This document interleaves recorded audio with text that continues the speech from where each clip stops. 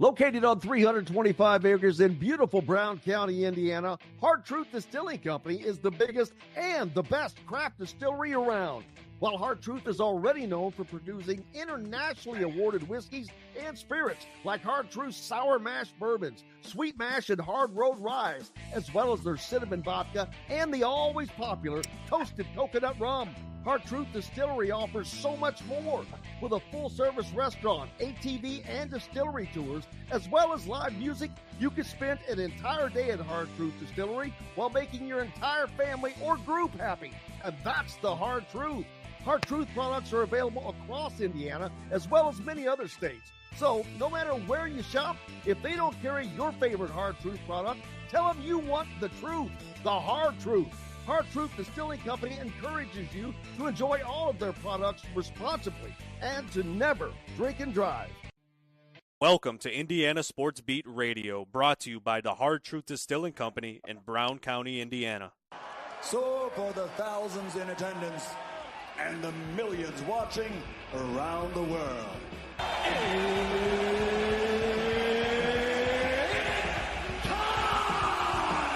three on the way. Oh!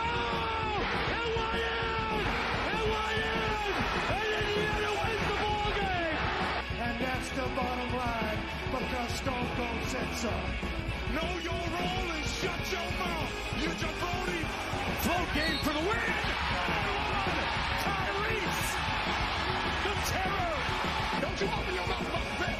You talk them to the Rolex wearing, diamond ring wearing, gift dealer, wheeling dealer, limousine life, jet flag, son of a gun. Taylor's gone. Jonathan Taylor. Goodbye, touchdown, Indy.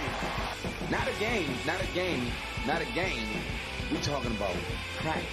I'm never taking a back seat to anybody and don't plan on starting now. Woo! IU, America, they got a football team now. Pretty simple, I win. Google me. But dude, there's no doubt about it. Yeah, you mean Gene Okerlund. You know that I'm the cream of the crop. Now, from the Hard Truth Studios, here's Jim Coyle. Hello, sports fans. Welcome to the Hard Truth Distilling Company studios on this Welcome Wednesday. to Indiana Sports We've Beat made it Radio, through the brought to you by halfway Hard point of the week, and boy, one of these days we'll learn to disengage that stupid loop button. But appreciate you being with us. Another great show on tap today. Dylan Sinn will join us from the Fort Wayne Journal-Gazette. Kyle Nedrip from the Indy Star will get you caught up on Indiana high school football playoff action. Brock Heilig from Maize and Blue, Michigan outlet, will get a Michigan perspective on this Saturday's Big Ten battle between the Hoosiers and the Wolverines. The Indiana currently a 13.5 point favorite over Michigan. You're right. That has never happened in anyone's lifetime, but we look forward to talking about that. And Derek Mobley, you might not know that name, but you certainly know his work. Not only is he an IU grad, he is a 34-year veteran at ESPN. He has been a director for quite some time, and he has directed more sporting events that you can imagine seeing. 15 college football championships. 15. That's a lot. He has worked with some of the greats. Currently with the guys, of course, there at ESPN, Herb Street and that crew, but Al Michaels, Brent Musburger, and the greatest of the great, oh, Nelly, oh, the big boy bumping and stumbling, looking down, touchdown, Keith Jackson, as he's also done like 15 Rose Bowl games as a director. So very, very much looking forward to talking to Derek and meeting Derek. It's just a cool thing to be able to get into, because, man, there are always the people behind the scenes that make the things happen that we get to see, that make them so cool. I was very fortunate in my early career when I was in school. As a matter of fact, I started just the way Derek did. Derek was a student at IU. When there was an ESPN broadcast, he would help out in some form or fashion, probably similar to what I did when I was in school. And I was working for CBS Sports on their coverage of NCAA basketball and Major League Baseball, just as a production assistant, basically a putz, do whatever is needed. But the cool thing is I got the opportunity, because of working on the Major League Baseball, to work with Joe Buck's father. And he was a legend in baseball, Jack Buck. And I think I gave him I picked him up at the airport once, did the same thing with Tim McCarver and some others. But it was crazy, all the stuff. You'd go to get lunch for Bill Walton or that crew. Back in the day, it's the things you do that you get to start out in your career that is fun and crazy. But looking forward to talking to him about that, as well as getting Dylan on and previewing this Indiana-Michigan game. Indiana, a big-time favorite here now. They've, in every game leading into this, they were like a one-score favorite. Even last week at Michigan State, 7.5 points, 6.5 against Nebraska. These games have been lower spreads, but this is the defending national champion coming in, people. In Indiana, I'm going to have to go back and look how many teams. I know that there are multiples, but how many teams? Well, I guess I can pull up Michigan's schedules to start with. Teams have played both Michigan and Washington. I'm curious to see how many teams have beaten both of them. I don't have time to do that now, but I'll let someone else do that's listening, because you guys are always Johnny on the spot. But I'm just curious to see how many teams have beaten the reigning both teams that were in the national championship game last season, Washington and Michigan. Well, no, it's not the same team, of course. Well, that's not the right one I hit. No, it's not the same team, but it is the same school that played in the national championship game just last year. So that's my point. I'm curious to see how many teams have played both of them. There's a piece out now, return on investment, and the stellar return on investment for Curt Cignetti at Indiana. And he's the fourth lowest paid coach in the Big Ten, FYI. They happen to include Kalen DeBoer, a former Indiana coach, on there. He's paid $10 million a year, and Matt Rule is getting 6.5. So there's no doubt Indiana is going to, everyone talking, sometimes there's a lot of conversation about retaining Curt Cignetti. Indiana's going to pay him. They don't have a choice. They don't have a choice, because this is lightning in a bottle in so many ways. Not just the success that Indiana football is having. That is a huge part of it. Don't get me wrong. But the personality that Curt Cignetti has and brings to the table, it's not just the winning. It's his personality combined with that is drawing all of this attention. So, yeah, he's making Indiana a ton of money in so many ways. And there are so many ways that aren't seen. Again, I talk about Indiana could not dream to afford the free advertising Indiana is getting.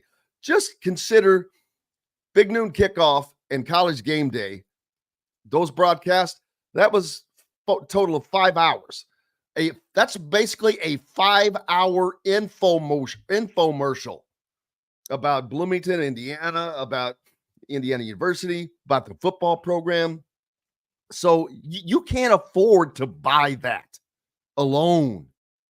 that increases attendance in school, that increases your student population. It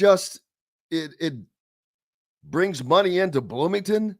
I mean, I wish I had a number that I could put on it, but I have no doubts that Indiana knows that they have to pay him, and the assistants. Got to try to keep him as long as possible. And it depends on what some guys prefer to stay a coordinator. And there's nothing wrong with that. I mean, we've seen some guys that were with some of the big time coaches for a long time. So lots of change. Obviously, we have a new president of the United States. So there's that. I'm glad that stuff's over. I voted, and I got to tell you, my voting experience yesterday was just top notch. Oh, I was so fortunate. Took me 5 minutes, 10 minutes to drive to the polling place location. It took me 10 minutes to vote, and it took me 10 minutes to drive back and go back to work. 0 waiting. Dot. And I know that's probably aggravating to some. So I'm not sure what that means, but all right. Hey, welcome back and welcome in. We're looking forward to a great show today. Like I said, Dylan Sinn from the Fort Wayne Journal-Gazette will join us first. Not only is Indiana up this weekend on the docket with a home game against Michigan, poor Purdue, this could be as ugly as it can be. They travel to Columbus to take on an Ohio State team that well, I don't even have to say much about that. We know what can happen there. Notre Dame, boy, they have it easy. They take on a 1-6 Florida State team as well. So that should have no bearing on their college football poll selection. I haven't even mentioned that. The college football poll out last night was so caught up in everything.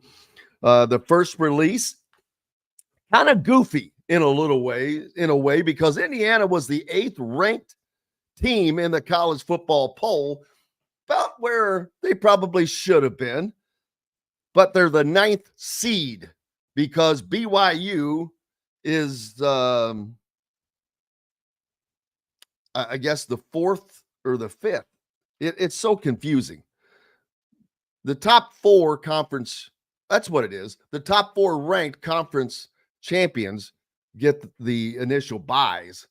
And I don't know that BYU ends up there. And BYU is just, not BYU, but Boise State happens to be ranked 12th at the moment. That could change.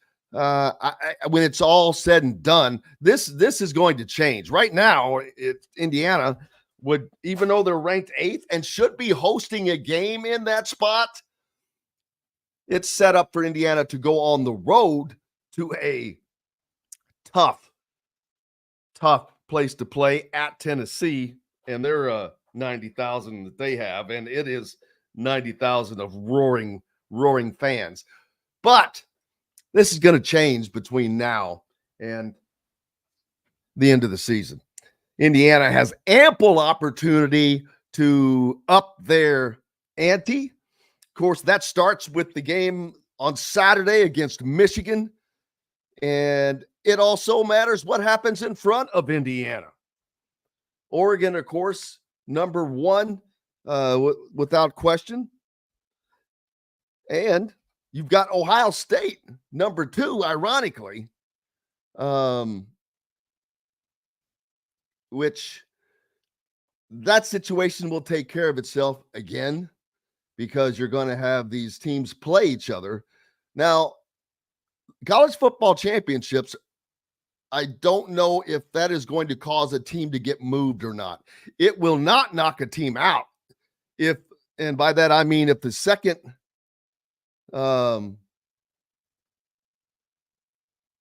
if the second team or the team that loses a conference championship, say the Big Ten, and they're ranked somewhere inside the top 12, they're not going to get booted out.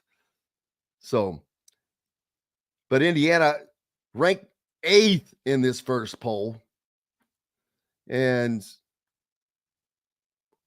we'll see how much they can rise. But I think, I'm telling you, I believe that they're going to go to Columbus and beat Ohio State. That will completely change Indiana's fortunes if that were come to fruition, because that would propel them to the Big Ten championship and a guaranteed spot on that second line, which means a guaranteed hosting of a playoff game. Wouldn't that be crazy? Holy cow, you'd have 5 straight sold-out games because they would get to host one right on campus. And I was having a discussion last night with someone about Memorial Stadium and the fact that it's going to need to be expanded. That's not something that we didn't already know, but there was no reason to. We'll talk about that with Dylan Sinn as well. When we come back, when we come back on the flip side, looking forward, Dylan Sinn from the Fort Wayne Journal-Gazette will join us. We'll be back with that and much more right after this break. Located on 325 acres in beautiful Brown County, Indiana, Hard Truth Distilling Company is the biggest and the best craft distillery around. While Hard Truth is already known for producing internationally awarded whiskeys and spirits like Hard Truth's Sour Mash Bourbons, Sweet Mash, and Hard Road Ryes, as well as their Cinnamon Vodka and the always popular Toasted Coconut Rum. Hard Truth Distillery offers so much more. With a full-service restaurant, ATV, and distillery tours, as well as live music, you can spend an entire day at Hard Truth Distillery while making your entire family or group happy. And that's the Hard Truth. Hard Truth products are available across Indiana, as well as many other states. So, no matter where you shop, if they don't carry your favorite Hard Truth product, tell them you want the truth, the Hard Truth. Hard Truth Distilling Company encourages you to enjoy all of their products responsibly and to never drink and drive.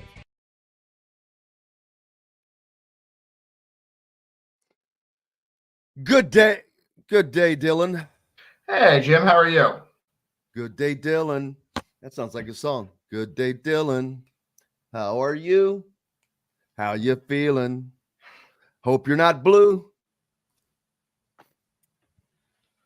Have to turn it into like a rap song or something. Sure. Yeah, CFP poll out last night. Indiana can't really complain. Yeah, not Big too bad. 10, Yeah. Big Ten has 4 in the top 8. Of course, that's going to change. Not a lot, though, because Oregon plays no one until the Big Ten championship. Right. Penn State plays no one the rest of the season. Right. They're overrated, and they're going to remain overrated. And in my opinion, Indiana is going to upset Ohio State, and I do not think that is going to happen. I believe that. I think that Indiana is the most complete team, or a more complete team than Ohio State. I want to believe that, but there's just so much talent on the field for Ohio State. They probably win that game like 34-24, and like Indiana probably still goes 11-1. I just don't see it, honestly. I just think that Indiana is better on both sides of the ball. We'll see. Depends for Ohio State if their lines can get healthy. I know that they have an offensive lineman who's out. The left tackle was injured, and then the defensive tackle, their really good defensive tackle, was hurt against Penn State this past week. So we'll see what the prognosis is on him. That could change. And Indiana will be coming off of a bye, and Curt Cignetti is 7-1 coming off of bye weeks. That's true.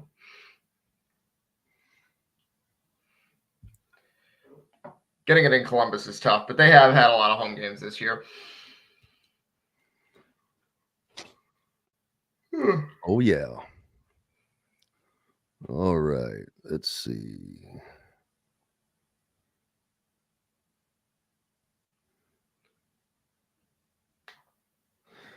Yeah, it'll be good.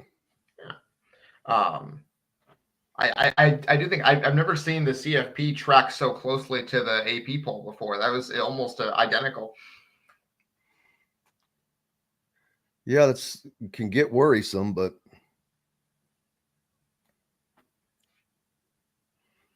all right, here we go. Welcome back to the Hard Truth Distilling Company studios. This segment is brought to you by RE/MAX Advanced Realty, Indy Homes Pro Teams by Cheryl Sizemore.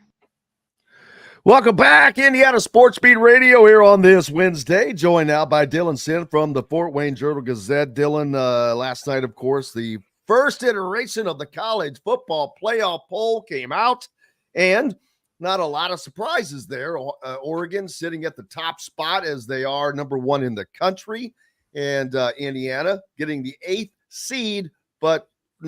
ranking, but the ninth seed because of some movement in how the brackets are set up. Yeah. No, I think that the biggest thing is that, to me, the biggest thing is that Indiana was ranked ahead of BYU.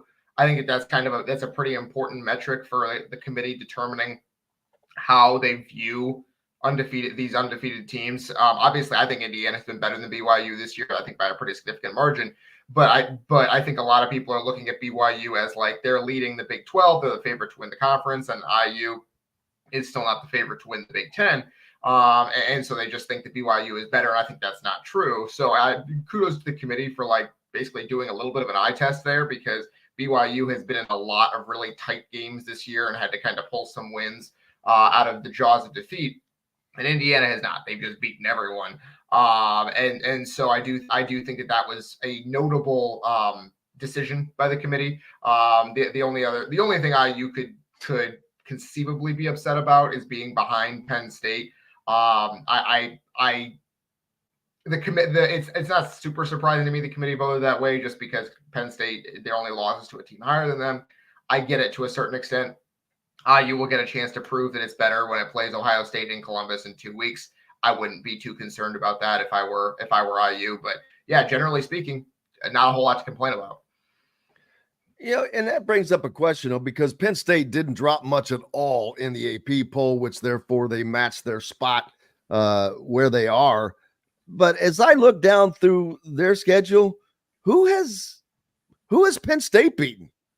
Yeah, it's not. They've basically done a lot of what IU has done, where they've badly beaten a lot of poor teams, and they had a chance against. But actually, they haven't. Not as badly, not as well as IU has. That's for sure. Yeah, they don't score a lot of points. They were lucky at USC, a team that is third or so from the bottom of the conference standings that lost to Maryland. So, Penn State has done nothing in their only big time game opportunity at home. They get beat. So Penn State is an overrated team that to me has a good defense, but their offense is very suspect. Yeah, I mean, they scored 6 points on offense against Ohio State. Like, that game was 20-13, but they had a pick six in there. Like, they did not find the end zone against Ohio State. They had a chance to do so at the end.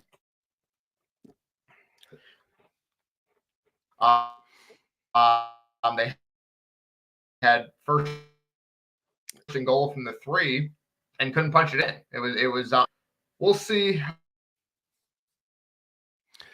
Yeah, we sure will. But like I said, Penn State, they've got an easy route now, because they will not be playing in the college or in the Big Ten championship. I am more than confident of that. For one thing, they've lost to Ohio State, and if Indiana were to beat Ohio State to knock the Buckeyes out of that slot, then that would put Indiana in that place instead of Penn State. So Penn State does not have a path to playing in the Big Ten championship, which means to me they wouldn't end up being the lowest rated. They would be still kind of close to where they are, because then that would drop Ohio State down. Does And then Ohio State with 2 losses, they still get in, I assure you, because they want Ohio State in. You've got a 2-loss Alabama team in there right now. They're not going to have a problem putting a 2-loss team in. 2-loss team, not from the SEC or Big Ten. I think that's kind of where the line of demarcation is going to be. As long as you're wearing the right jersey. Sure. Yes, absolutely. Indiana is not getting in at 10-2. I can tell you that right now. Correct. But I think, yeah, Ohio State probably would. I do think that one scenario to consider, and I don't think it would come to this. I hope it wouldn't come to this, but if the question would become, okay, if Indiana does lose to Ohio State and they finish 11-1 and Penn State finishes 11-1 with also the loss to Ohio State, and those losses are relatively close, then and the committee decides, okay, only one of IU and Penn State is getting in, who do they go with, right? You would like to think that if Indiana keeps doing what they're doing and the loss to Ohio State on the road is as close as Penn State's is at home, then you would put Indiana in. I'm not convinced of that. We'll have to see. I think it's probably a not a great sign that they had Penn State above Indiana this week. So that's the one thing that you could be concerned about. I don't think it'll come to that. I think that 11-1 Big Ten team probably gets in kind of sight unseen. We'll see. I'm not totally sure about that. Obviously, a lot of it is going to be contingent on what happens in other leagues. I think we have to talk about kind of like the NCAA tournament in March, where we talk about bid stealers, right? Like there could be some bid stealers in the ACC and Big 12. So I think that that's part of it as well. Yeah, Louisville did Indiana a big favor and other teams like that by taking Clemson out at Clemson. I mean, that was a huge surprise. Yeah, no, I mean, Clemson got crushed by Georgia in week 1 and then won 6 games in a row against pretty poor competition, but they were doing what Indiana had been doing, where they're just beating up on everyone. And so you wondered, well, okay, are they improved? And the answer is not really. This is a Clemson team that's probably going to finish 9-3 most years going forward. And Louisville is a pretty good team. I think Louisville has 3 losses, all of them by 1 score, all of them to teams ranked in the top 13 of the poll. Their losses are to SMU, Miami, and Notre Dame, all by 1 score. So it is interesting to see Louisville and how that plays out for them, because I think they're a pretty good team this year. Who are some of the teams that could throw a wrench into this deal? Well, SMU is one of them. They had the 1 loss to BYU. If they go, the only scenario in which the ACC, for example, gets 2 bids is if SMU and Miami play in the championship game and then SMU wins. I think so then both of those teams would be 12-1. I think they probably both get in. That's taking a bid away from probably the 4th Big Ten team, right? Same with the Big 12, where you have like, if Colorado, for example, wins out, they're 6-2 right now. Their schedule the rest of the way is pretty light. If they win out and go 10-2 and beat BYU in the conference championship game, then Colorado gets in. But I think BYU also probably gets in at 12-1. So what you have to be looking for is not lower conference, but the other Power 4 leagues, teams in those leagues that are 12-1, but did not win the conference title. I think those teams are probably going to get in at the expense of the lower rated Big Ten and SEC teams would be my guess. And so that's what I mean when I say bid stealers. And they're not going to get rid of this 5th conference champion thing, but they're just going to add to the playoff picture, I think. And it'll get up to at least 14 teams. Yeah. Because everyone thought that when you go to 12, you're going to have plenty of room, but this is no different than having 4, because the 5th team is no different than the 13th team. Well, the problem there is that it's a combination of the playoff expanding, but also conferences changing. And all these conferences have so many teams in them now, right? Because we took all the Pac-12 teams and spread them around. And so the Big Ten having 18 teams, the ACC having 17, the SEC and Big 12 having 16 each. The problem is that the top teams in those conferences don't play each other. Right? Like Indiana is not playing Oregon. They're not playing Penn State. Ohio State isn't playing, or Ohio State got the short end of the stick by playing all 3 of them. But Georgia is not playing, for example. They played Texas, they played Alabama, but they're not playing Texas A&M, right? And so it's a problem of you have too many teams at the top of these leagues that have 11 wins. right? That going into this, we thought, okay, if you're a power conference team with 11 wins, you probably get in because there's just not enough of those teams to go around, but there's too many of them, right? And that's a product of the conferences being too big, so you can't play everyone. And that's why Penn State's going to finish 11-1, even though they're not a great team, right? So it's because the conferences are so big that we're having this chaos, and it's going to be really hard for the committee to suss out, because these teams, there's not, for some of them especially, there's not really kind of a way to suss out who's better, because there's not a lot of head-to-head here. Yeah, and I've talked about Curt Cignetti and Indiana's need, although it's his first year, to lock him down with a substantially better contract. And we know that Indiana has gotten themselves into trouble by jumping the gun previously, but they've always jumped the gun on coaches that did not have the roots, the experience, the proof, the resume that Curt Cignetti has and has shown. So do you know what his buyout is? I don't off the top of my head right now. It's only $8 million. Yeah. That's lunch money. That is lunch money to some of the schools that would like to have him. Lunch money, literally. So Indiana's going to have to get him locked down because I don't know how happy Penn State really is with James Franklin. And the thing is, yeah, Penn State's good, but they're going to go 11-1 and make the playoff. They're not going to fire James Franklin. They're kind of stuck. The scenario is that James Franklin takes the job at Florida if Florida fires their coach. I don't think he would do that either. But the bigger question, like, Cignetti is going to be rumored for every big job that comes open this cycle. His name is going to be out there for every single one.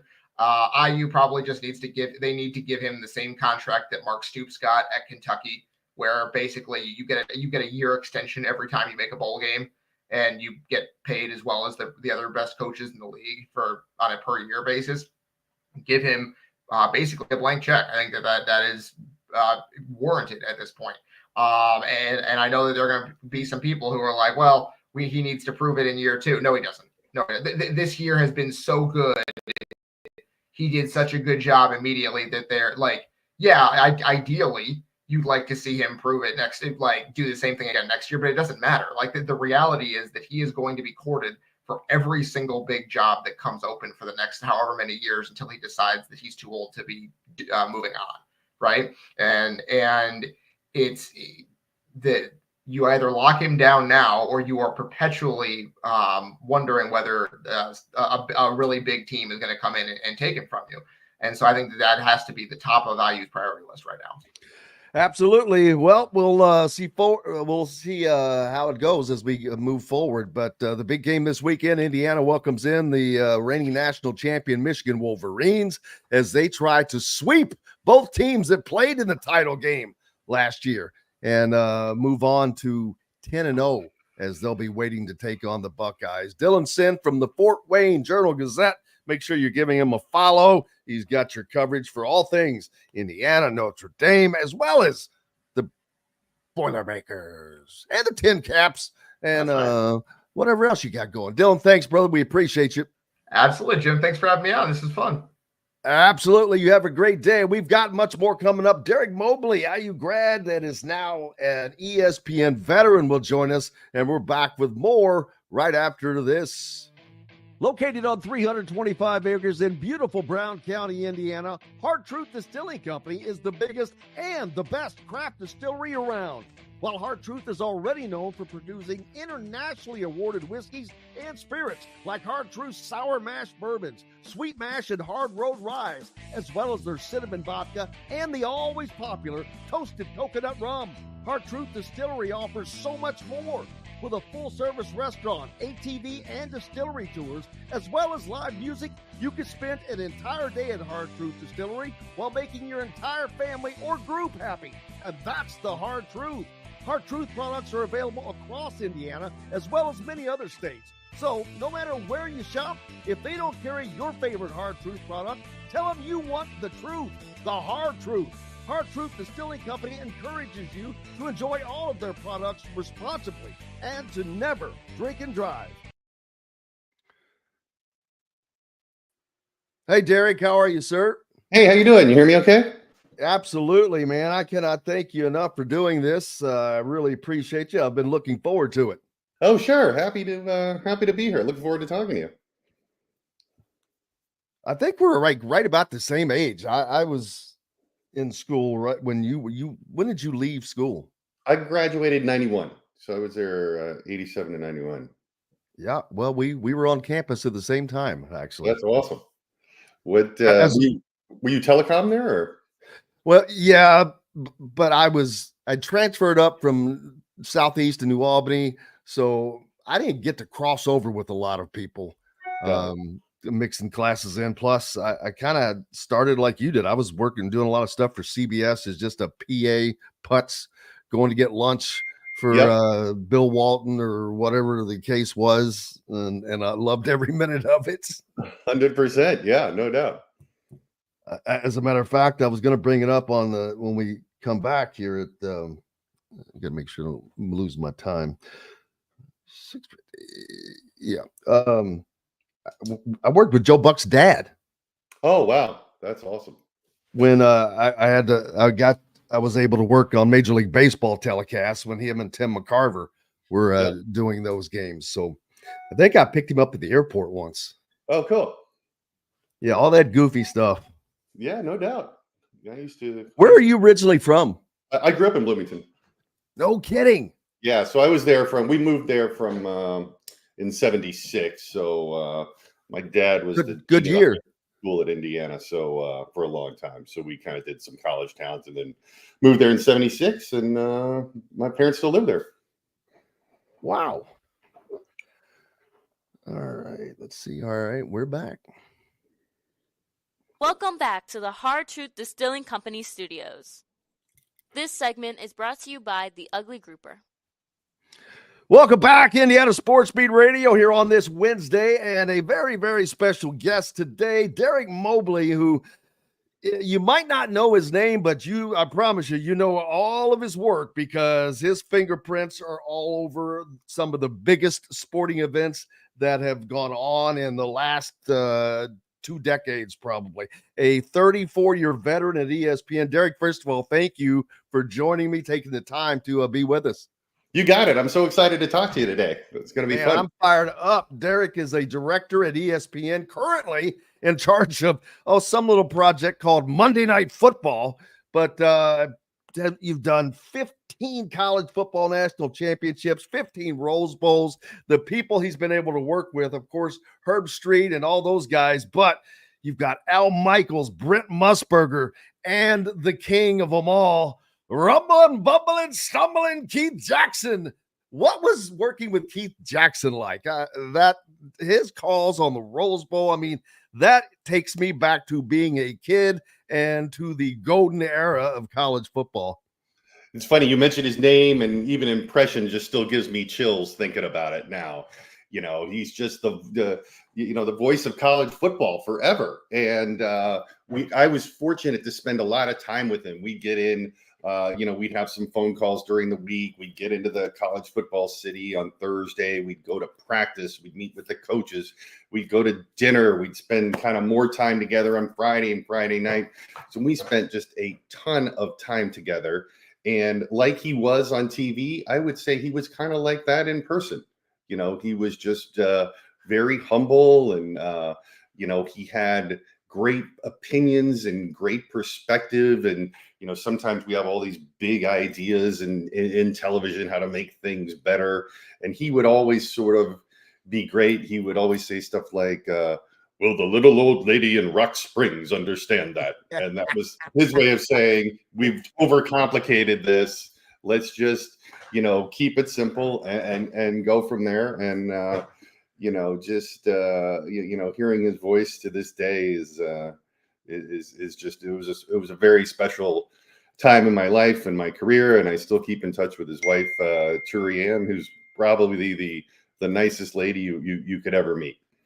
And then Al Michaels and Brent Musburger, again, 2 other of the most iconic voices of sports television broadcasting. I think of Brent Musburger, and all I could think of, you're looking live at a sold-out Soldier Field. with his start on the NFL Today. And then Al Michaels, of course, has done so many different things. Nothing more famous than the hockey Olympics. But he is just his thumbprint also on so many major sporting events. And you've gotten the opportunity to direct these guys. And I know that maybe directing them is probably a term that is loose, maybe encouraging, maybe. Yeah, I always like to just in general, right? I always like to just in my job follow what the announcers are talking about. So I listen to them. I try to match the picture up with what they're talking about. So that's kind of in the basis of my job. I didn't work with Al very much, but I did a lot with Brent over basketball and football. And you want to talk about somebody you just want to go have a beer with and just hang out and talk sports, that's Brent. And I'm not sure I've worked with anybody who understood the business of television as much as the sports production of it. So still keep in touch with Brent today. And I was lucky to have many years with Brent, and just being around guys like that just teach you a lot about the way television works and what's important and what's not and that sort of thing. Well, he was one of the pioneers, because isn't the NFL Today basically the genesis of sports broadcasting as far as shows and the things that we see so common today? Everyone has one, but there wasn't a lot of those back then. Yeah, no doubt. And it was, there's a great show that CBS Sports did before the last Super Bowl that was kind of like the history of the NFL today. So I think you probably find that online. So that's a great watch for anybody. But it just talks about, it was kind of the first pregame show to, show live shots from the stadium where you could see the weather, you had the first Jimmy the Greek with the kind of the first gambling. You had the first woman on that sort of, it was very, very groundbreaking back then. And as you say, all those things are just commonplace now. And then, of course, when did you decide that, all right, I'm going to go into this behind the scenes deal? And you started, we talked in the break. When I was in college, I was working for CBS Sports as what I call a putz, whether it meant going to get lunch for Bill Walton or whatever the case was. Hey, can you do this or do that? And I was happy for every minute of it, sitting in the trailer outside of the games, whatever the case was. And you started as a student at Indiana University. You grew up in Bloomington, and I'm assuming while you were in school that the same thing, games coming to town and you start working on them. Yeah, I think so. I grew up in Bloomington. We went to all the football games. We went to all the basketball games, and you would kind of sit there in the commercials and as a kid and watching the TV production go on, and it was just sort of fascinating. And that's kind of what I wanted to do. So I went to school for it, telecommunications at Indiana. Before I even started my first class, I was working at WTIU, and I worked there for all 4 years. My job there was to kind of put the next, I was called a schedule director, which is you got a rundown. You say, all right, at 6 a.m. you're putting Captain Kangaroo on, and then at 6:20 you're gonna run these 3 promos, and then you're gonna put Sesame Street on, and then as being in Indiana, there's you have all the severe weather in the spring, so it was my job to type in hey, there's a severe thunderstorm watch for Boone County, till whatever. So I did that all 4 years, and that was fantastic training. I had so many good professors and fellow students at the media school. Now, I think back now, one of the first classes I took was audio production, and we had reel-to-reel tape that you actually cut and then tape together, and then we did field production, and I had, this gigantic camera and this attached to a separate thing that was the big tape machine and all this stuff. And now you can do all that with just your phone now. So it's pretty fascinating. But while I was in Indiana, people would come in, like you say, ABC or ESPN or Turner, and I'd get paid $50 to go get tacos at Taco Bell for people. Or, one time I had to go to Target and I had this random list of stuff like trash bags, a trash can, highlighters, and then that sort of blossomed into me driving, in my junior and senior year. I would drive to kind of with that same crew and do a game at Michigan or Michigan State or Ohio State. And, sometimes several of us would sleep in one hotel room because we're only getting paid $50 a day. And then I just sort of got hooked up with some people and they recommended me, and it just sort of kept going. And I realized I kind of wanted to go the director route of the business, and sort of kind of angled my trajectory that way. And you've been this is like your 34th year with ESPN? Yeah, I've been exclusive with them since 1998. And that's a long run, man. That's a hard deal to accomplish. Yeah, in media business, as you know, it's a tough thing to do, but I guess I do a decent job and people like me. So well, I'd say so. You I listed the resume earlier. It is extensive. And now, like I mentioned, also Monday Night Football, you've got Joe Buck, who actually has IU ties there with Troy Aikman, and they've been throwing some nice complimentary words out to the Indiana football program as Indiana is on an absolute heater that I don't see slowing down. Yeah, no doubt. They have been so fun to follow, this season, the Hoosiers. And, I look back, it was, as a little kid, I'm going to Indiana games. And I remember, I don't know, it might have been the late 70s. We might have beaten a ranked team, and then Nebraska came into town, and there was all this big hoopla. It was the national television game of the week. And, back then there was, every football game's on TV now, but back then you might only see one or two an entire weekend. And I remember us just getting crushed by Nebraska. Yes.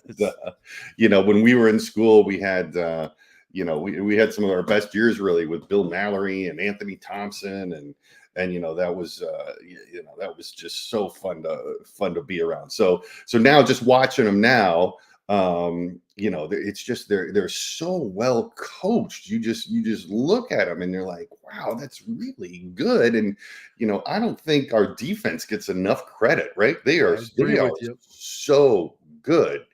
And so we played UCLA early in the season where Troy went, and he watched that game, and he said after the next day, him, Joe and I were talking about what a big fan he was of Coach Cignetti, and you could just tell how well coached they are. So he watches them, when he can.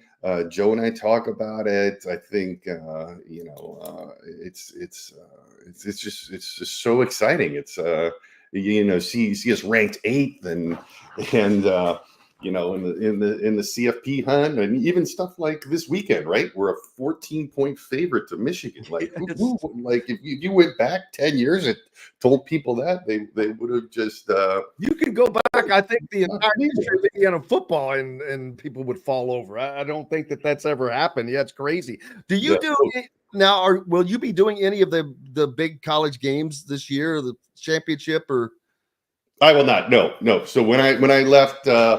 I left that to go to Monday night. That I kind of left that, but it's just too big a job. So, it's just the job that Coach Cignetti has done, and Scott Olson, the AD, he's done a lot of great things for the athletic department, and it's exciting. But yeah, it's been it's been an interesting change going from college to the NFL. But I always tell people I don't like change in my life, but it's been a good one.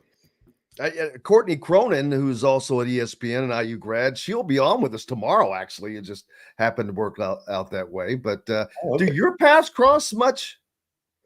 Not really. We actually have 4 IU grads on our crew between me and Joe, and there's a couple other people that work behind the scenes that are IU people, Sheree and and Chris. So it's kind of fun. Yeah, it's amazing as Indiana has risen in that area, but and it's more amazing sports wise, and this could be a good year for them. But it's just been fun, like you said, to watch all that's going on with the program, the city, and all of that. We always try to keep up. There's so many Syracuse people in the television. Yes, business. We're always trying to push our Hoosier agenda and not let them take all the credit. Yeah, the good thing about being a Putz, as I was a long time ago, I got to meet people like Sean McDonough, who was one of those Syracuse alums that you talk about. But that they were the king of that, and then Indiana's kind of come along and said, "Not so fast, my friend." Exactly. Speaking of which, they had Lee Corso on campus last weekend, or the weekend before last, rather, for College Game Day. What a sight that was. I was so excited to see how well, Coach Corso was very well revered in the whole game day group and with the network. So I was just so excited to see, how good a job they did highlighting him and his coaching and all his players. That round table they had on the show was just fantastic. So I was so excited to see how well they did that. And then, you looked at the game day crowd, right? It kind of looked like they had the set just in case it wasn't going to be a very big crowd. And then it was just stretching for as far as you can see everywhere. So I was really excited to see how well we looked on that show. It's so cool. Yeah, it turned out great.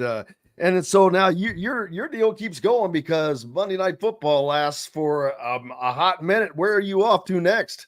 Yeah, so it's we with our 2 playoff games, it's pretty much 20 straight weeks, and the job is pretty much a 7-day-a-week job. By the time I get home and start preparing, before I was talking to you, I'm filling out my Rams and Dolphins, our Dolphins and Rams depth chart, and I do kind of most of my studying Wednesday, Thursday, Friday. I'll travel Saturday morning and we'll have meetings and get stuff up. We'll do the game Monday and fly home Tuesday and clean up the game and start all over again. So, yeah, it's a nonstop churn. I don't think that people understand, especially in your business. That's one thing I was fortunate to learn when I was doing that stuff at CBS is you see the Bob Fishman. I remember some of these great names and boy, I was like, oh my God, I knew who that name was just because I see it on the credits afterwards. But to be around those kind of people, I was like, okay, boy, if you don't learn something here, you're just dumb. And as you know, we have it's television is a team sport. It's not an individual sport. So we have 250 people that we travel around the country every week, and each one of them is vital to the show. So we would not be. We have like the best technical crew out there, and they have so much experience and give us so many great shots and replays and graphics and stories. Part of the frustrating part is we have so much good stuff that doesn't make air, whether there's not enough time or the story doesn't come about. And the same way with Joe and Troy and Lisa, there's so much. I was trying to think about it the other day. If you could quantify it, right? There might be 70% of the things we prepare don't actually get on the air. It's just, but you want to be ready for all these situations and it's the great thing about sports, right? You never know who's going to be the hero. So you need to know a little, backstory on everyone. So it's a mantra I live by. It's better to have it and not need it than to need it and not have it. I hear you there. That is the truth. Without question. Well, next time you see Joe, tell him we'd love to have him on the show. Joe Buck, of course, another IU guy. And I had the fortune of working with his dad when I was a Putz, bringing him lunch. So but I can't thank you enough again. I know you're busy preparing for your next assignment, and we are so fortunate that you took time to come on with us. And I look forward to doing this again sometime in the future. But man, it's been a blast, and I'm so grateful that you took this time, Derek. You got it. I really enjoyed chatting with you. It's good to talk IU football with some fellow Hoosiers and all of that. Well, hopefully we'll do it again as Indiana's maybe preparing to play in a national championship game or somewhere along that line. Yeah, so somebody asked me the other day, hey, you getting tickets to the Big Ten championship? I'm like, hey, let's just, not to sound coach speak, but let's just take one game at a time here. It's all good, but we'll take one game at a time. That's how you do it. Derek Mobley, thank you, brother. Appreciate you. Man. We've got lots more coming up here on Indiana Sports Beat Radio. We'll be back with Kyle Nedrip on the backside right after this. Located on 325 acres in beautiful Brown County, Indiana, Hard Truth Distilling Company is the biggest and the best craft distillery around. While Hard Truth is already known for producing. Derek, thank you so much, man. I cannot thank you enough. I had a blast, and I hate that there wasn't enough time, but I also know you're busy, so I'm grateful. That went whatever 20-25 minutes went so fast. All of a sudden I was like, oh wow. I know, that's why I was conscious of trying. I'm like, I can't keep him that long. I could have probably stayed there for an hour talking. I love talking to people like you. I have great respect for what you've done, what you've accomplished, and what you're still doing at the highest level. It's exciting. It's exciting. Yeah, sure. I'll come back, huh? I appreciate you, brother. And yeah, I'd love to get Joe on here. I'll reach out to your assistant there as well. Okay, you got it. Thanks you, Derek. Thank you. Have a great day. You betcha. You too. Thank you.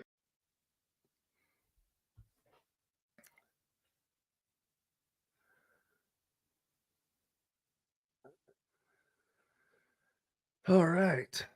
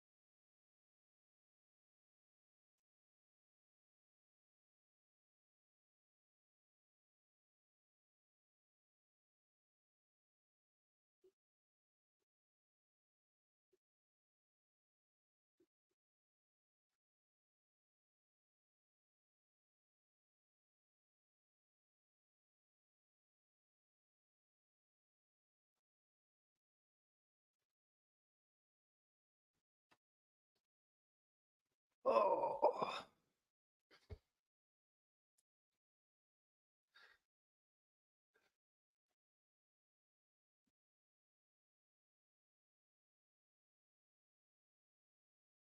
Let's see.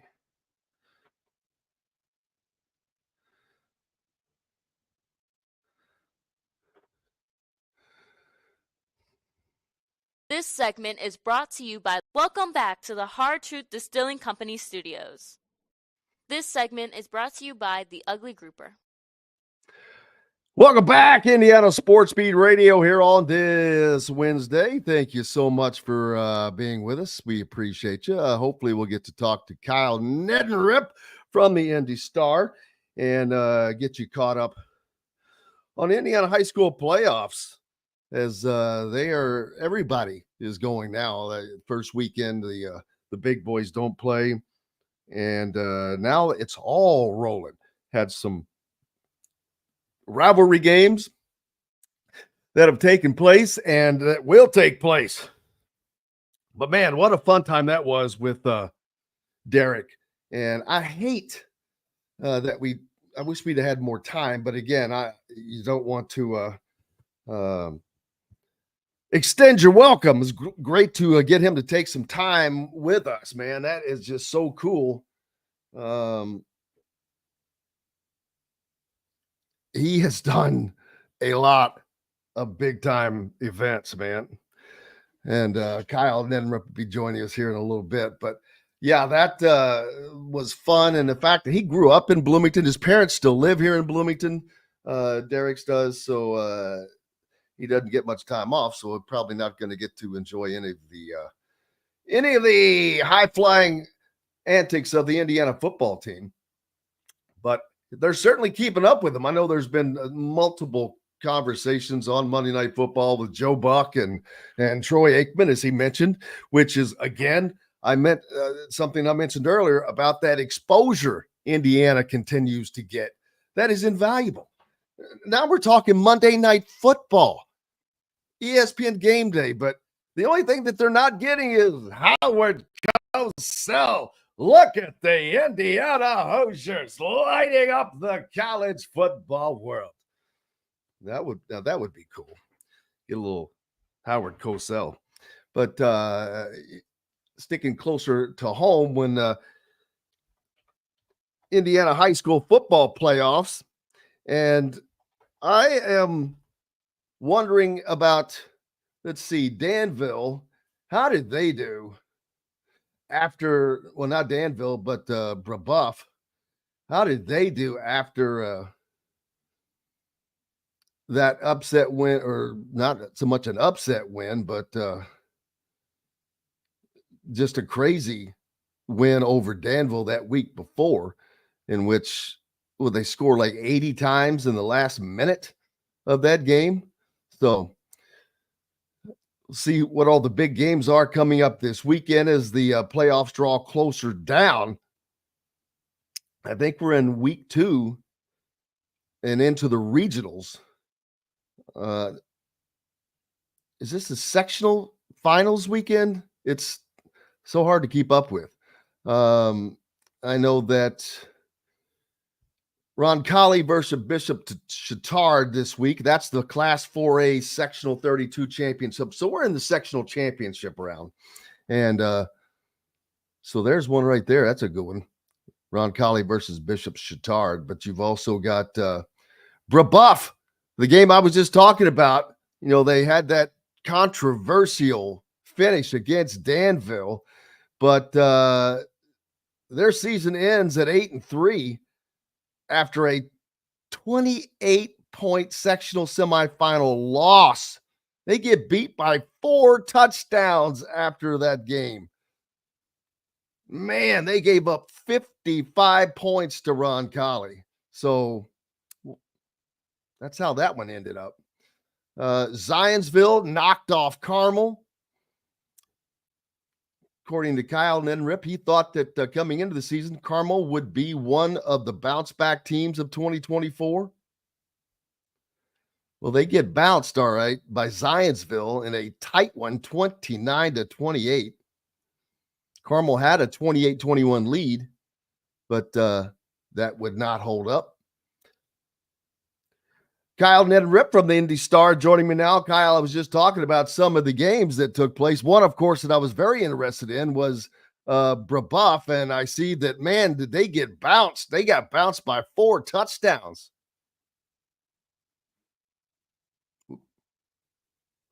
You have to unmute yourself there, brother. I'm sorry. Still don't have you for some reason. No, I'll be darned. Have to try to check your audio settings and make sure you're set up right.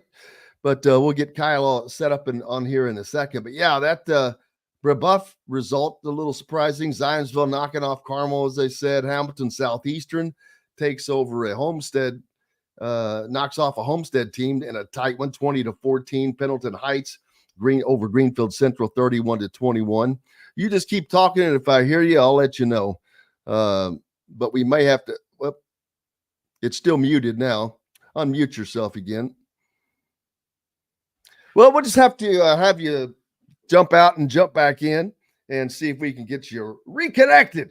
But yeah, the playoffs now moving to the sectional championship round. And who's going to be the teams that finish on top?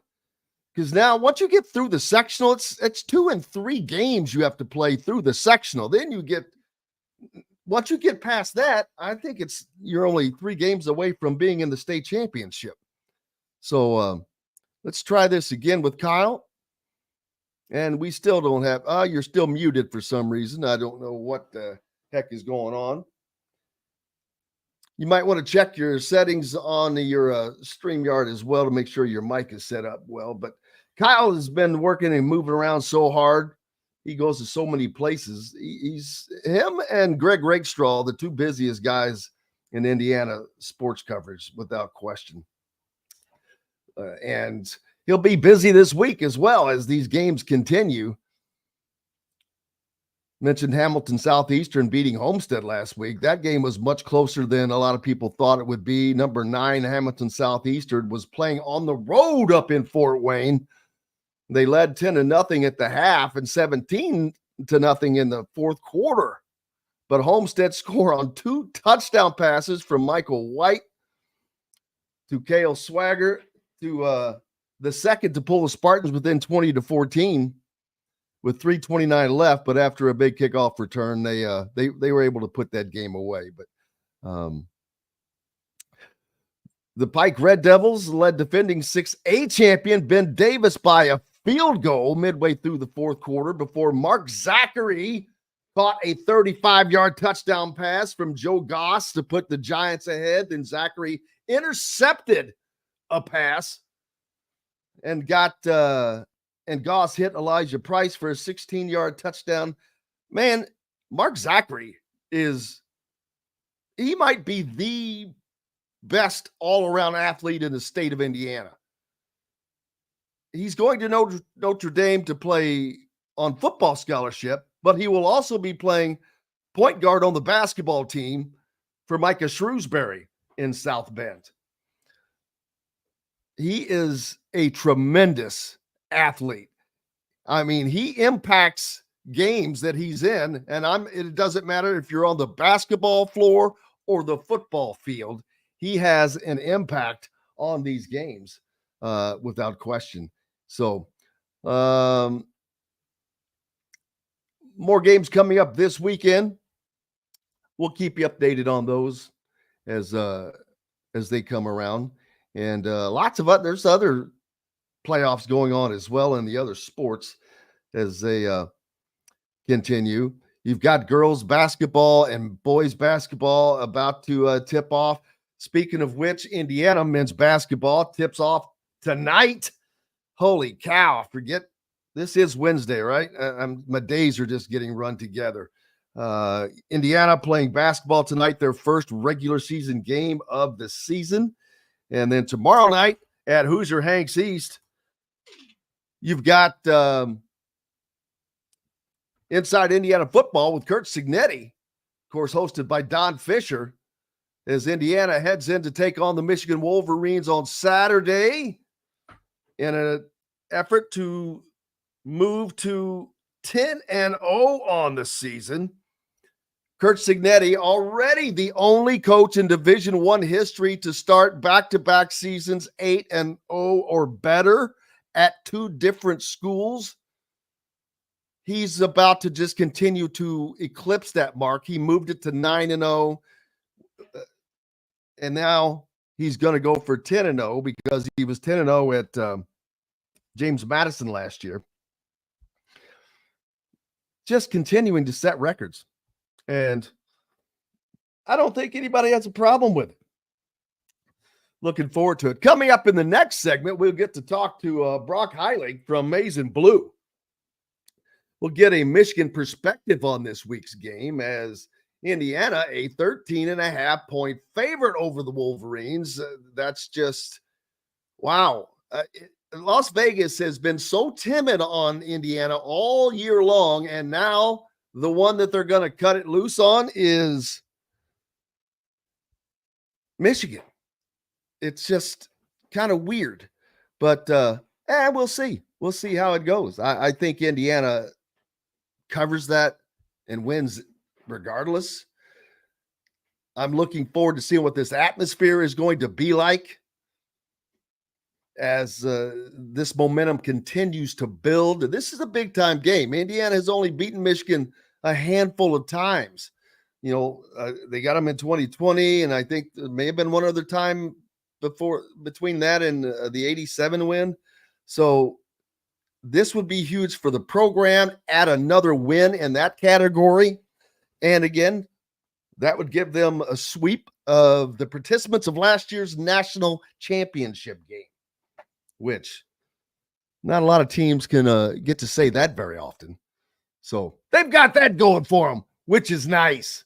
And while I'm thinking about it, how about the where's the college pick'ems? Daggone it. I don't know why that's not popping up. I wanted to pull that up. I know that our leader is like way out in front. I'm not sure why that is not coming up like it normally does, but let me try it again. And there we go. All right. Yes. So I'm under, as I said, I think I mentioned this the other day. I'm now 2 games under 500. That stinks. But what is even worse is even though I'm 2 games under 500 at 48-50, I'm still in 10th place. That's how difficult it is picking against the spread for most of us, not for James B. Let's take a break. When we come back, Brock Heilig will join us from Maize and Blue. We'll talk about Indiana and Michigan on Saturday as the Wolverines come into Indiana's Memorial Stadium. We're back with more here on Indiana Sports Beat Radio from the Hard Truth Distilling Company studios right after these messages. Located on 325 acres in beautiful Brown County, Indiana, Hard Truth Distilling Company is the biggest and the best craft distillery around. While Hard Truth is already known for producing internationally awarded whiskeys and spirits like Hard Truth's Sour Mash Bourbons, Sweet Mash, and Hard Road Ryes, as well as their cinnamon vodka and the always popular Toasted Coconut Rum. Hard Truth Distillery offers so much more. With a full-service restaurant, ATV, and distillery tours, as well as live music, you can spend an entire day at Hard Truth Distillery while making your entire family or group happy. And that's the Hard Truth. Hard Truth products are available across Indiana, as well as many other states. So, no matter where you shop, if they don't carry your favorite Hard Truth product, tell them you want the truth, the Hard Truth. Hard Truth Distilling Company encourages you to enjoy all of their products responsibly and to never drink and drive.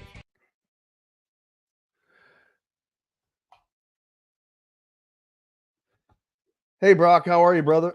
I'm great, Jim. How are you? I'm doing just fine. Let's see.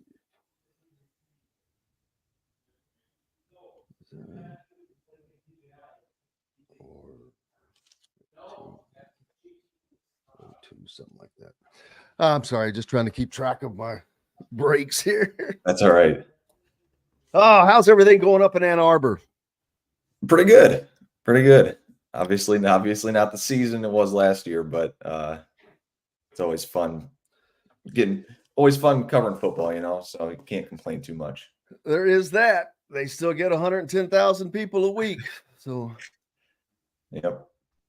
And Michigan State now and Michigan are the only 2 places it charges the media for parking. Yeah, it's weird. $50 is what Michigan charges.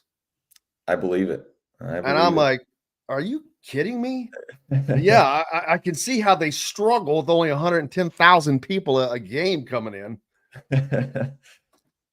Yeah, it's tough. It is nuts. I was up at East Lansing last week. It was a nice, easy trip. Nice little trip. Are you coming down to Bloomington? Yeah, I'll be there. Weather's supposed to be pretty decent, 60 and mid-60s, cloudy, no rain. I don't believe it rained all last night. Really? Yeah. Okay, good. I checked like yesterday, and I think I saw a little bit of rain. Yeah, it's not, but they're on the sport turf, so it drains like it won't. They've got 1 billion of those stupid little rubber pellets out there. So that won't be an issue. Michigan State is still grass, natural grass. Yeah. Which I was surprised by because I was down on the field before the game shooting something. I'm like, damn, they're still on natural grass. Yep.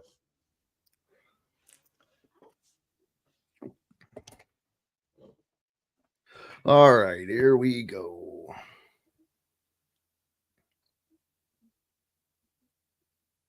Welcome back to the Hard Truth Distilling Company studios. This segment is brought to you by Bubba's 33.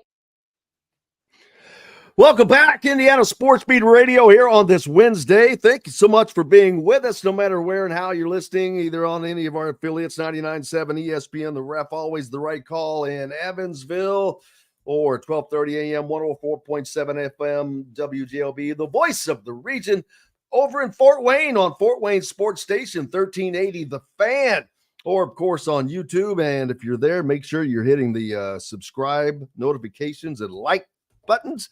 Appreciate you being with us. Jim Coyle with you as always, joined now by Brock Heilig from Maize and Blue, the Michigan Rivals outlet. And speaking of rivals, those two will clash Saturday on Memorial Stadium's field in Bloomington. Brock, thanks a lot for taking the time to join us.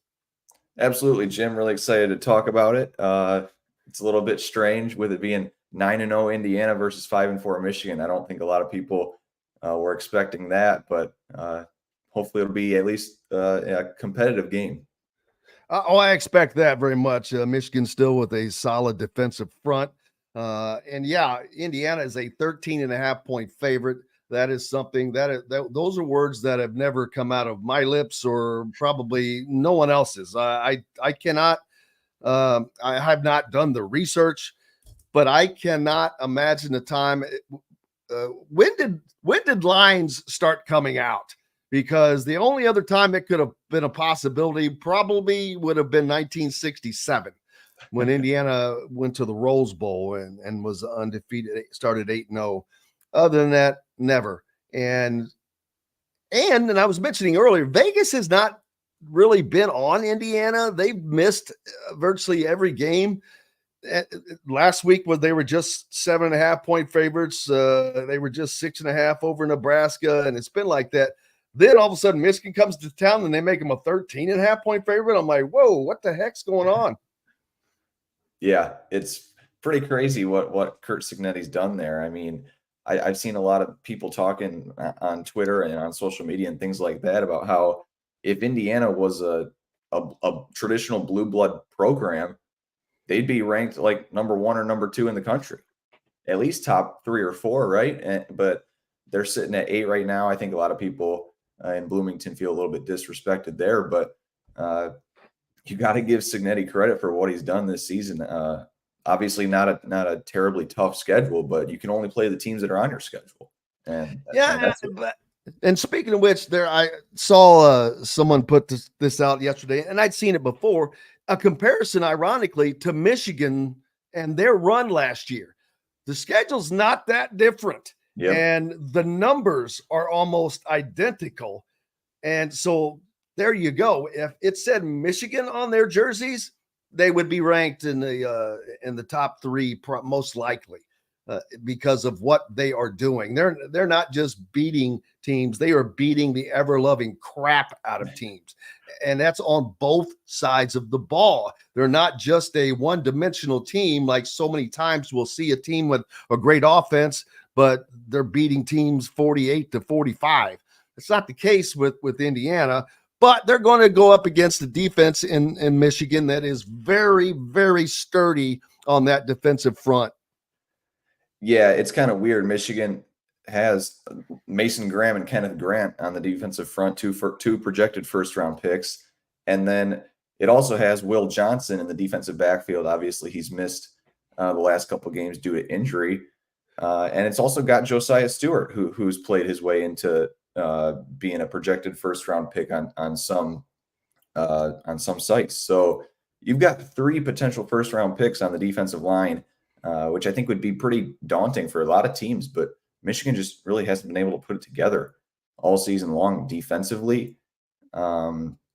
it just hasn't really worked out. I think Mason Graham and Kenneth Grant haven't been as dominant as people were expecting them to be going into the season. So big names there on the defense, but it's been a bit of a struggle so far this season.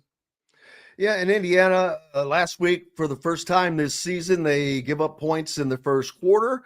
And for the first time this season, they trailed in a game after the first quarter. It was 10-0. And I was like, man, Aiden Childs is really elusive and moving around.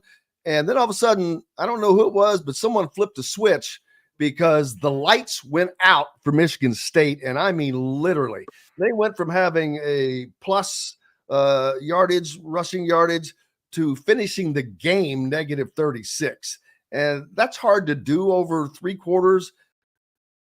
But 15 tackles for loss, 7 sacks, and 160 plus yards of lost yardage will tend to do that. And that's something that this Indiana defense, I don't think they get enough credit. They're wicked. They have a deceptively really good, quick defensive front, and linebackers like Aiden Fisher, who are quietly garnering a lot of attention. Yeah, to be honest, I haven't watched a whole lot of film on Indiana and really dissected their defense, but I remember last week sitting in the press box at Michigan because Michigan was playing at the same time as Indiana and Michigan State were in East Lansing, and I looked and it was 10-0, like you mentioned, there in East Lansing with the Spartans leading, and then a few minutes later, I look and Indiana is just totally putting their foot down, and it just kept going. It was like, I think it was 27-10 at one point, and then 37-10, and it just kept growing and growing and growing. So it's like I said before, it's so impressive what Curt Cignetti's done there. And yeah, I mean they're if they beat Michigan on Saturday, they're going to play their way into a college football playoff berth. Yeah, that obviously that came out last night. The first college football poll, 4 teams from the Big Ten in the top 8, including Indiana in that 8th spot. What is Michigan right now? What are they playing for, a bowl game? I know they've got the big game with Ohio State at the end of the season. But what is the thoughts in Ann Arbor right now? What are the thoughts, I should say? Yeah, it's I think a bowl game is what's on the horizon and what people are looking to play for.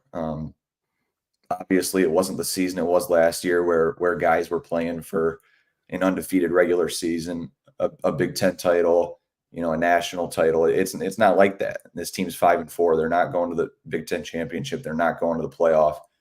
So it's bowl eligibility. And I think that's the fact of the matter, and they got to get 1 win in these last 3 games. But obviously, with 2 top 10 teams on the schedule, that's going to be pretty tough to do. Obviously, I think Northwestern will be the most likely win left on the schedule. But yeah, it's bowl eligibility. I do think, though, at times it's been tough for some of these guys to stay motivated because, like I mentioned, there was so much on the line last year with trying to stay undefeated and win the Big Ten for a 3rd year in a row. And now all of a sudden, the best thing they have to play for is some bad bowl game, right? I think in some respects, a lot of guys just don't have the juice they had last year. Yeah, Michigan's one of their biggest issues this year has been at the quarterback. They were bouncing that around, and not only that, it was completely different styles of quarterbacks in what they're using now, much more of a running quarterback as opposed to Jack Tuttle, who was a pocket guy. And then Tuttle, the former Indiana quarterback, had to retire because of injuries. So now they're back to where they were, which gives them a kind of a limited and one-dimensional offense with a running game, of which Indiana has been pretty good against. I think they're the 7th ranked scoring defense in the country. They only allow like 11 points a game, and 4th on the rush so far this season. So those 2 things are gonna collide.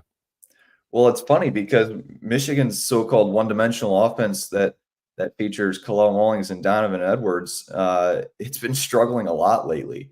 And the yards per carry, if you guys go and look at it for the most recent game there against Oregon, obviously the number one team in the country. So it is what it is. But the yards per carry were terrible. And the offensive line's been struggling. Both the running backs have been struggling. Khalil Mullings hasn't looked the same as he did earlier on in the season. And Donovan Edwards still has kind of struggled to break that home run, if you will. So, yeah, a lot of people do look at it as a one-dimensional offense. But even the one dimension is really not all there. And Michigan did more work through the air against Oregon than it did on the ground with Davis Warren at quarterback. So it's going to be interesting going into Bloomington with that defensive front there and that good rush defense.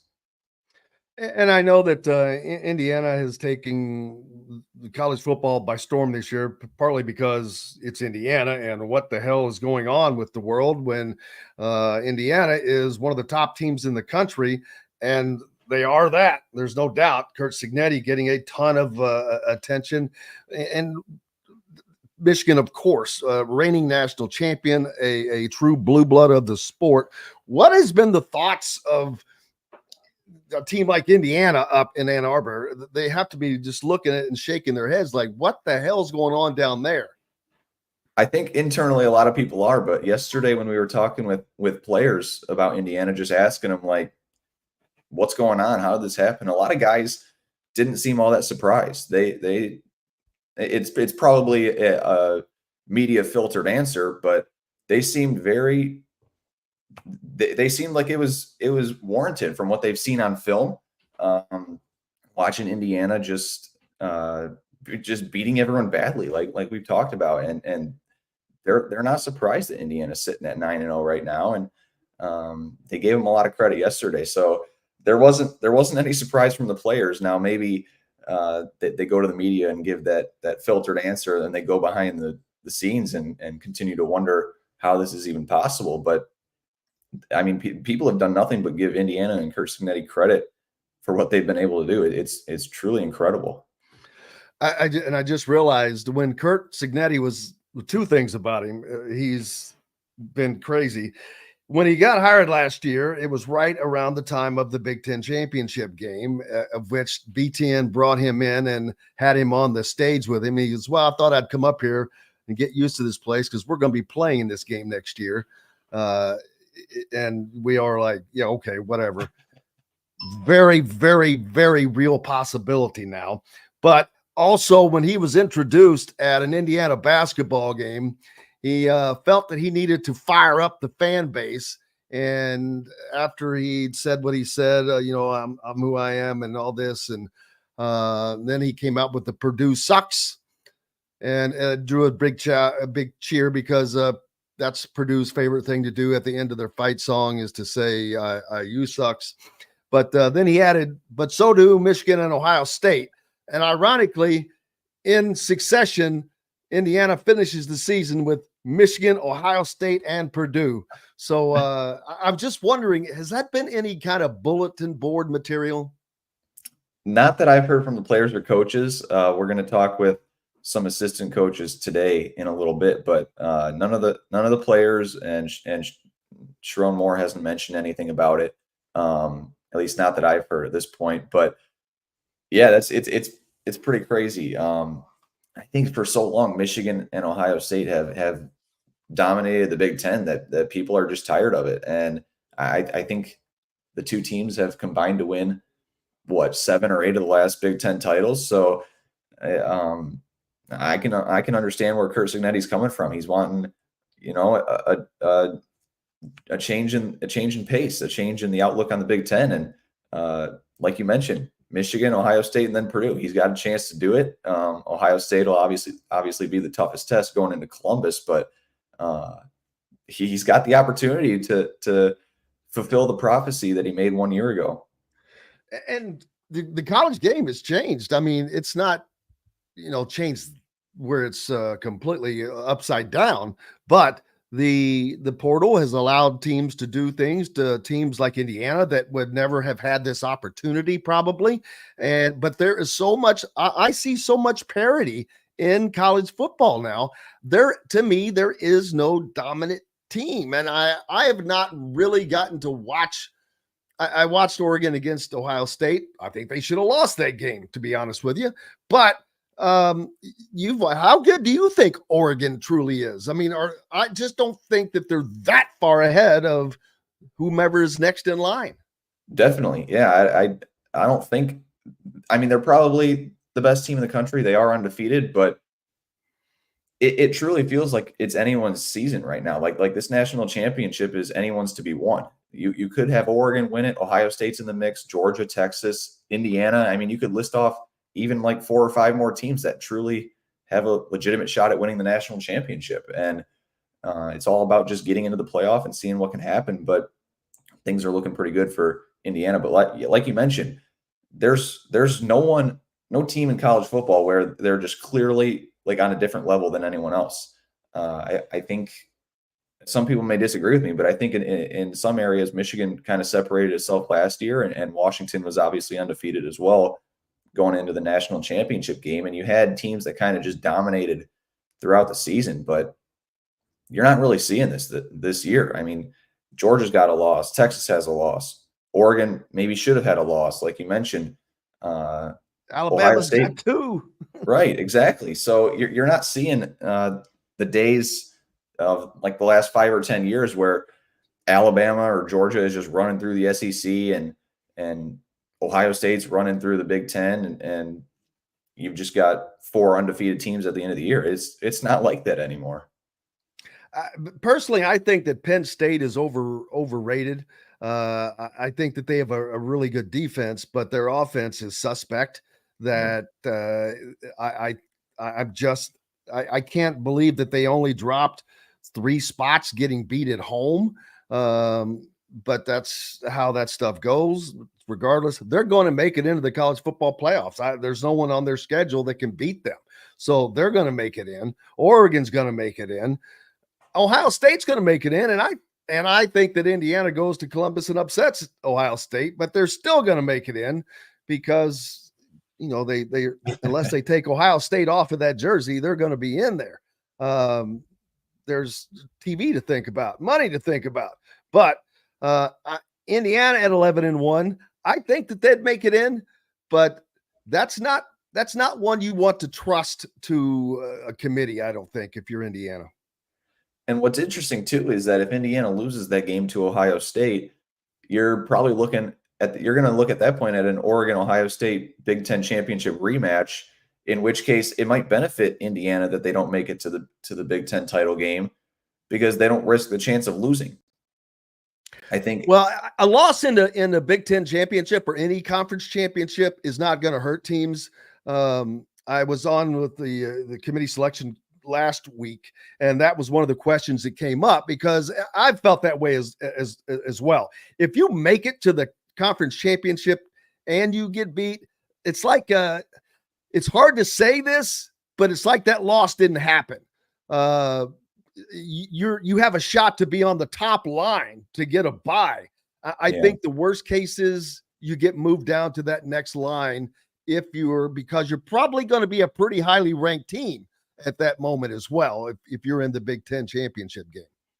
Right. Yeah, I can understand where you're coming from with that. So, yeah, it'll be very interesting to see what happens. I mean, you've got, I think at this point, Penn State's probably out of the conversation for the Big Ten championship. I think you're looking at Ohio State, Oregon, and Indiana.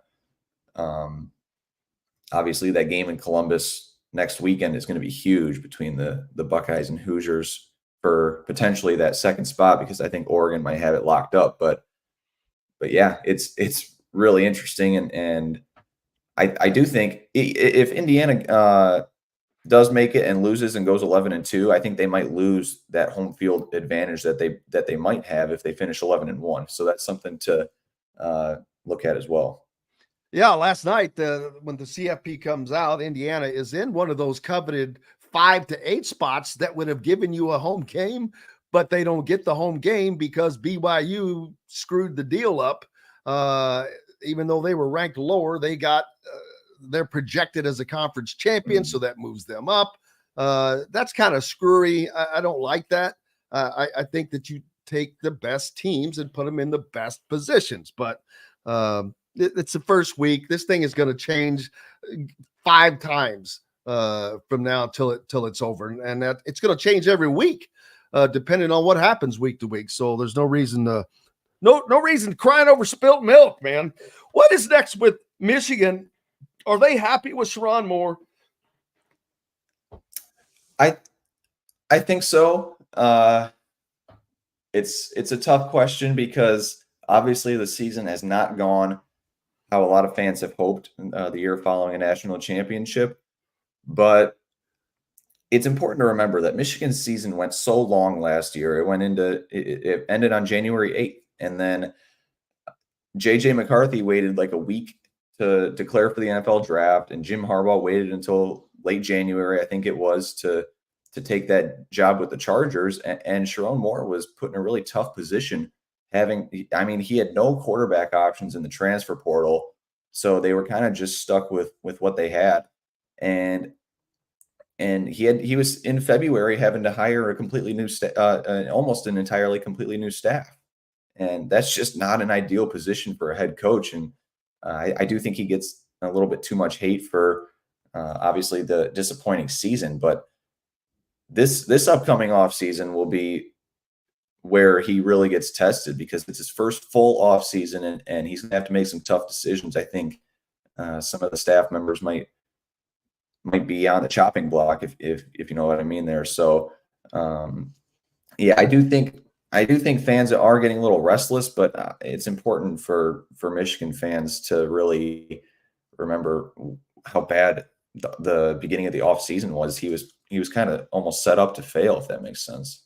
Yeah, well, Michigan lost a ton. They lost half of their offense. They lost most of their offensive production, half of the defense, half of their coaching staff. I did not. This is kind of what I expected of Michigan this year because of what all they lost, and that's a lot to replace. But we'll see how. I think that fans, especially of the big time programs, traditional big time programs like Michigan, Ohio State, or Penn State, or whomever, Alabama, they're going to have to get used to losing. Alabama lost to Vanderbilt. I guarantee you, they did not have that on their bingo card, man. But this is a new era of college football, and there are going to be loss. And I think that's what's going to be great about this new expanded playoff. There will be upsets in this thing. Yeah, it's really exciting. And the home field advantage, too. It's really cool to think about, going to Happy Valley for a game in December. I'm not sure I like that for the playoffs, though, especially since it's a one-game playoff. It's like, man, but I guess it's about economics. But I'm not a fan of that on-site home field advantage because that's a huge advantage, especially a perfect example of that is Indiana. They deserve to, if you went by the rankings today, they deserve to have a home game. But instead, they would get screwed and sit to Tennessee and play in front of 90,000 volunteer fans. That's a whole different scenario. So, I'm not a fan of the on-site games at this level.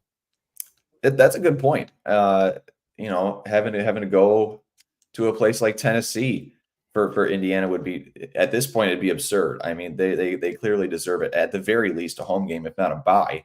But I do think it is cool for the atmosphere, at least, of going to a place like Happy Valley or anywhere else for that matter. I mean, there are so many great scenes in college football, just with everything on the line. I mean, teams are playing for their seasons in front of a packed house, maybe under the lights in December. It's really cool to think about.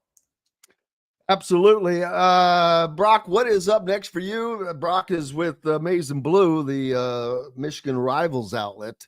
What do you guys have coming up?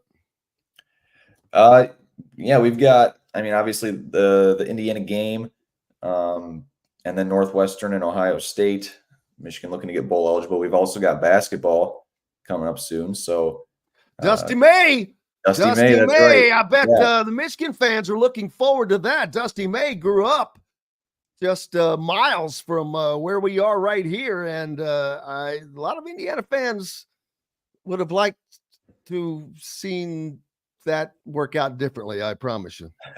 Yeah, he grew up kind of under the tutelage of Bob Knight there at Indiana. So great guy. You're gonna love covering Dusty. He is just a tremendous guy, great coach. Michigan got extremely lucky. That was a very smart hire. He is going to do well. He's a very good coach. Brought in Vladimir Golden with him, the big man. So it's going to be interesting to see how all that gets going. Indiana tips off tonight in their season opener as well. Yeah, really looking forward to basketball. And there's this weird running joke amongst the Michigan fan base and observers of Michigan sports that only one of Michigan football or Michigan basketball can be good at any certain point in time. And obviously the last 3 years was Michigan football. And now that the football team's on the decline, I think a lot of people are pretty optimistic about the basketball team, especially after what they did against Cleveland State the other night. Yeah, absolutely. Brock Heilig from Maize and Blue. Appreciate you, my friend. We'll get back together when hoop season rolls around. Yeah, for sure. Absolutely. Brock Heilig from Maize and Blue joining us here on Indiana Sports Beat Radio. More coming up from the Hard Truth Distilling Company studios when we return from these messages. Located on 325 acres in beautiful Brown County, Indiana, Hard Truth Distilling Company is the biggest and the best craft distillery around. While Hard Truth is already known for producing internationally awarded whiskeys and spirits like Hard Truth's Sour Mash Bourbons, Sweet Mash and Hard Road Ryes, as well as their Cinnamon Vodka and the always popular Toasted Coconut Rum. Hard Truth Distillery offers so much more. With a full-service restaurant, ATV, and distillery tours, as well as live music, you can spend an entire day at Hard Truth Distillery while making your entire family or group happy. And that's the Hard Truth. Hard Truth products are available across Indiana, as well as many other states. So, no matter where you shop, if they don't carry your favorite Hard Truth product, tell them you want the truth, the Hard Truth. Hard Truth Distilling Company encourages you to enjoy all of their products responsibly and to never drink and drive.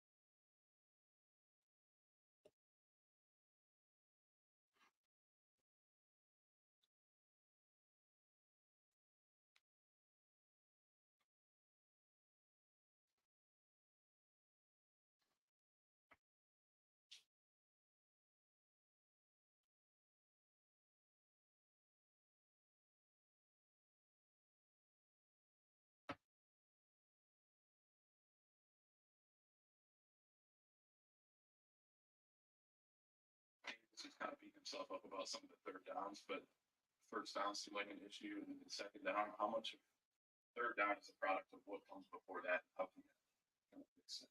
Yeah, you got to be better on first down. You know, positive games on first down. So I know he took a lot of grief to himself for it, but I thought he played pretty well and for us and did some things. Out of pocket plays, touchdown both times. So he took a lot of the blame, but as a team, we got to be better on first down. It seemed like the first 5 games or so glowed a lot of this time. Again, same thing on the team. I thought they were prepared and ready to play. God damn it. Really ready to play, which many chances to make it over. I don't know about that on Saturday. What's their status? Could you say this weekend?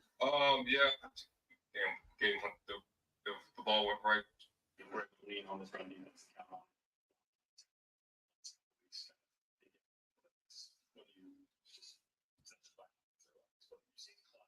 I mean, I think early on in the game, those guys that have been but doing things, keeping it simple for their players and making it difficult for your defense. And defensively, they just make a mix of both.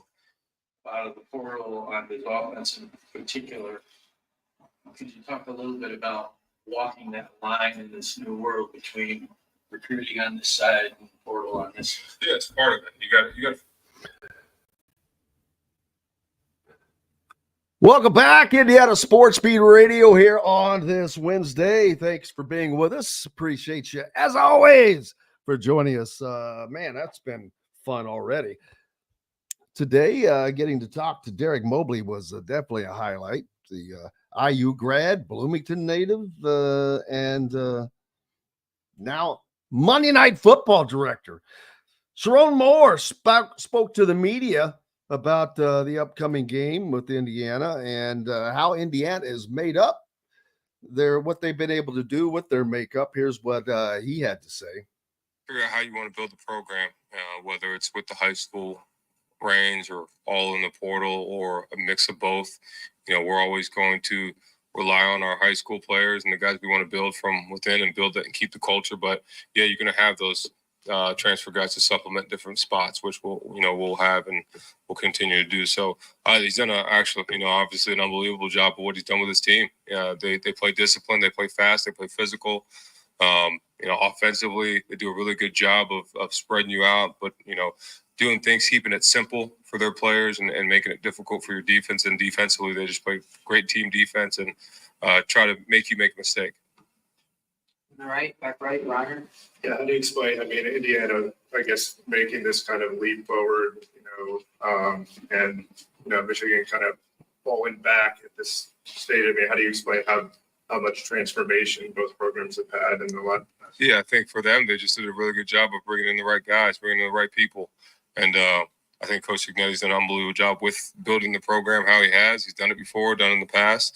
And for us, we just got to continue to do what we need to do to progress. So we're looking at the future, looking at this game, looking at today, and trying to figure out how we can get better today. That's what we're going to go do. Angelique? Sure, you've been an offense coordinator, obviously. How would you, when you're evaluating Kirk, he's taking a lot of heat right now. I mean, how would you evaluate his performance? Yeah, I mean, I think for us, it's We're talking about Michigan's offensive coordinator, but yeah, Indiana is doing everything that they need to do, and he's doing it with the right players. And it's kind of ironic that he mentioned that Indiana did a great job of bringing in the right players. And does that mean that Michigan didn't? Just curious as a follow-up to that. Thank you very much. I'll wait for your answer. Just kidding.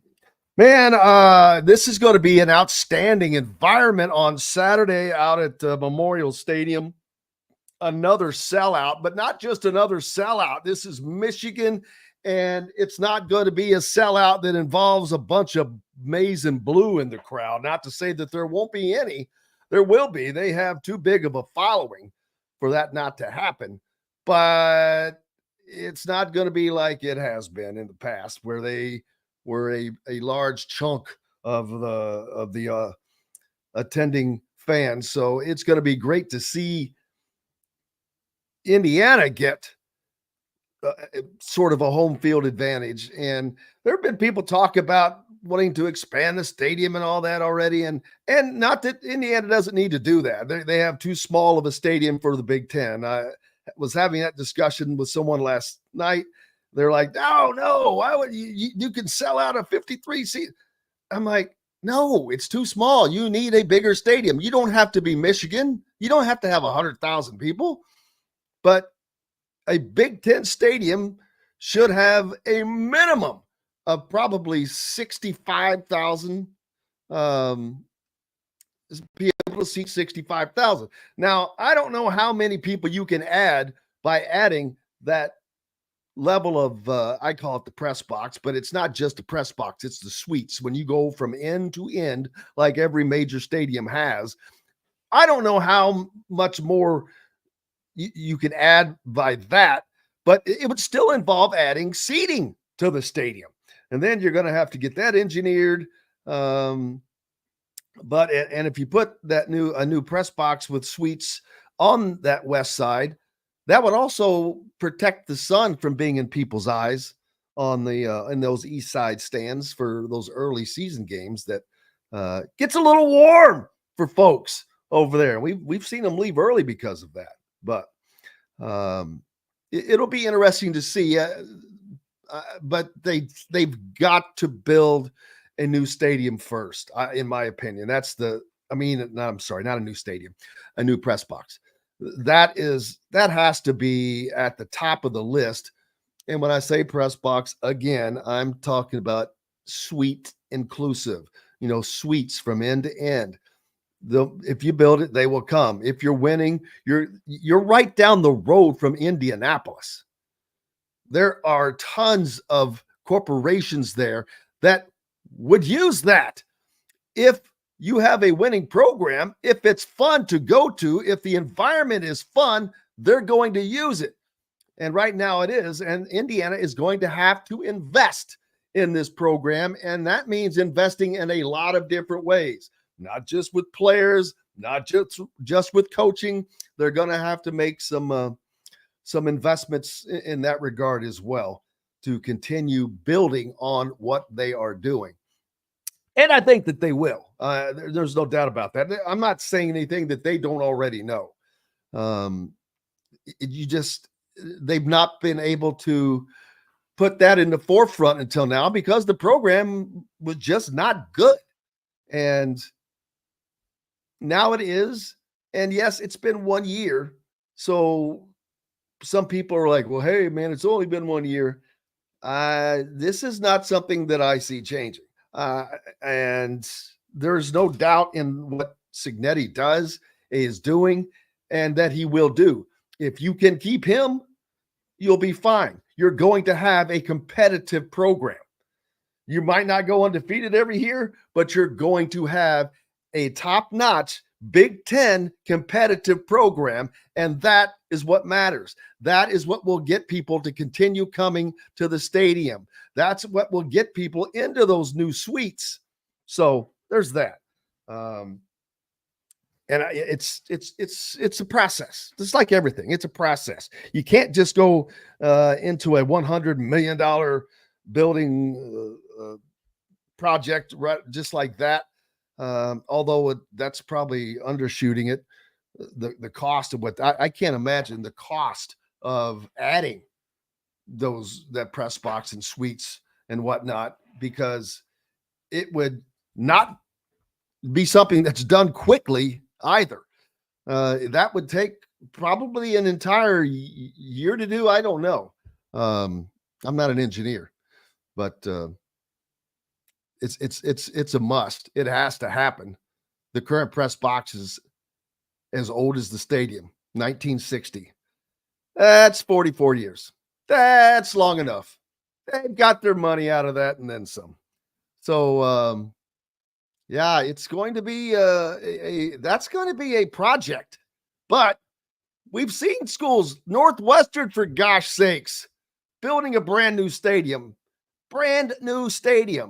Northwestern investing $800 million. You people have not seen Purdue's indoor football facility and their football facilities. They're top notch. Purdue, top notch facilities. So trust me, it's Indiana they've got to up the ante some. And like I said, I think that they will. Jason said they've talked about covering the stadium. That's something I've not heard. That would be kind of crazy, but we'll see that. Well, man, it has been another blast. Derek Mobley from ESPN, IU grad, Bloomington native. So grateful for him taking the time to join us today. We'll get Kyle Nedrip from Indy Star back on next week. Brock Heilig from Maize and Blue, the Michigan rival site as well. Most importantly, each and every one of you, cannot thank you enough. We're back tomorrow, another fun day, as Coach Shannon Griffiths joins us, Bob Kravitz, Kristen Airy, and special guest Courtney Cronin, another IU grad with ESPN right now. So we've got tons coming to you this week as Indiana takes on Michigan this Saturday. Tonight, basketball tips off. We'll be there as well. Until then, I'm Jim Coyle. I will see you on the radio. Thanks for listening to Indiana Sports Beat Radio. Be sure to subscribe to our YouTube page for more clips and team coverage of Indiana basketball, football, and more. You can also find full episodes and tons of other content on thehoosier.com. We'll see you next time for another edition of Indiana Sports Beat Radio.